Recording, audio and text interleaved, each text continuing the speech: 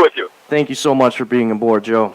Go ahead and describe the process, the length of time it took to you to chronologically describe that 4-year up to that period of time in the late 80s when polling was put in place, I'd say around 85, 86.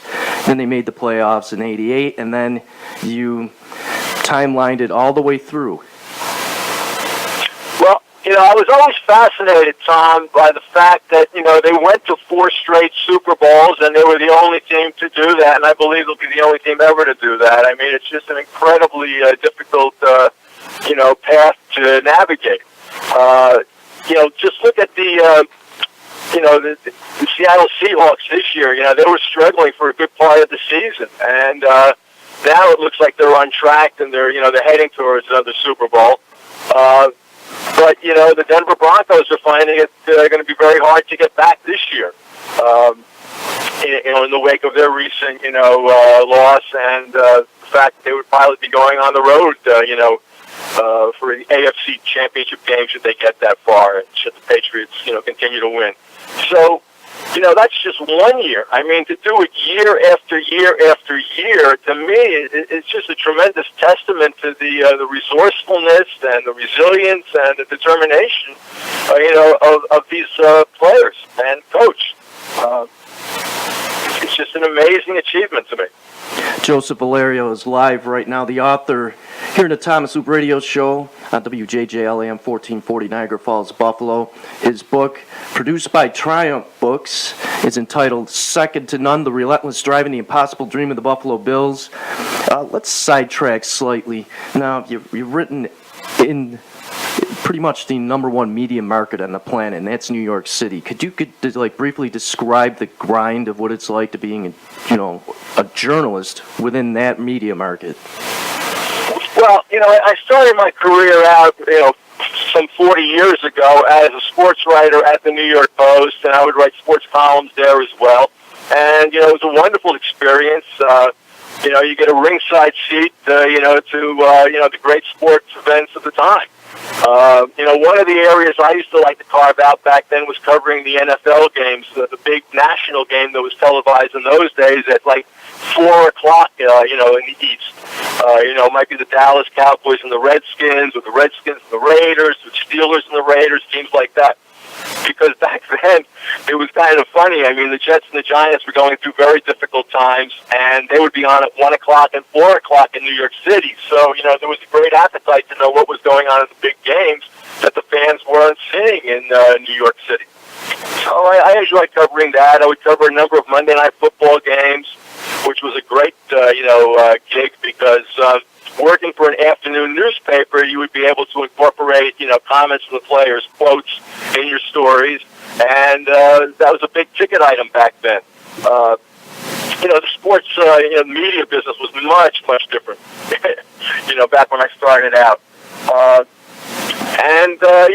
Now sports is really beyond 24/7. It's social media has such a prominent role in everything. It's always it's instant analysis. Instant opinions, instant coverage.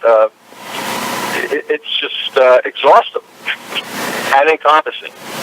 Joe Valerio is live with us. He's the author of Triumph Books, production of Second to None, the 4-year Super Bowl run of the Buffalo Bills, subtitled The Relentless Drive, An Impossible Dream of the Buffalo Bills. Again, Triumph.com. Going back to the book, I read the chapter about Jim Kelly's quote-unquote man cave, and that was really cool to relive because we've heard stories within the Western New York region and about how he took care of his friends, his teammates, his family, other teams' families, and so on and so forth. And what was that like, writing that particular chapter? Did it make you sort of visualize what it was like back then?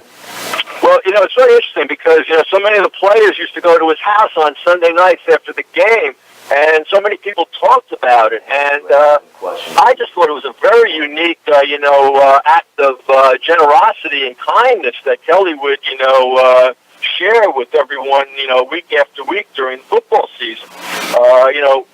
it wasn't just the players who were invited to his house. It was the players' families and, friends of the families who might be, up for the game in Buffalo.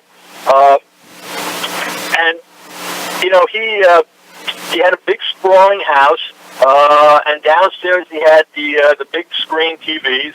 And in those days, they were like the size of refrigerators. I mean, back in the 70s, in the 90s rather. And he'd have a lot of food available and beverages and everything, and people would, hang out together. And I think it did a great deal to foster camaraderie and make them feel very, very close as a team and as almost like a family, like an extended family. And that's one of the really interesting things, I think, about the Buffalo Bills and the people of Buffalo is the attachment they had, not just for one another, but, it was almost like 6 degrees of separation. I mean, the fans really felt like they knew these players. They would run into them, in the mall on a Monday afternoon when the players were off, or they would, see them in restaurants, and, they would wait until the player was finished with his meal before they would, ask them for an autograph or things like that. They really felt a bond, to the team. And, I also wonder, Tom, how much of that is because of where Buffalo is located, the landscape, the tough weather conditions. I was fascinated. I was up there just 2 weeks ago for a couple of book signings, and the turnout on a Monday morning after, 12 inches of snow had fallen the night before, by 9 o'clock in the morning, the roads were still pretty slow, but people were going about their business as if it was no big deal. And, there was a sizable turnout in the bookstores and in the malls, people doing Christmas shopping and everything. And, they kind of like just brush, difficult things aside and move forward with their lives. And there's a lot to be said for that.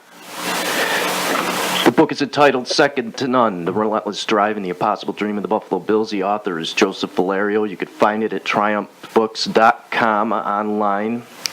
Mr. Valerio. And we've got a number of the books available in the Barnes & Noble stores up in, I think, the McKinley Mall now, and Clarence, too, as well. Very cool. Hey, if you got the info, feel free to be shameless about it on here. So, another question.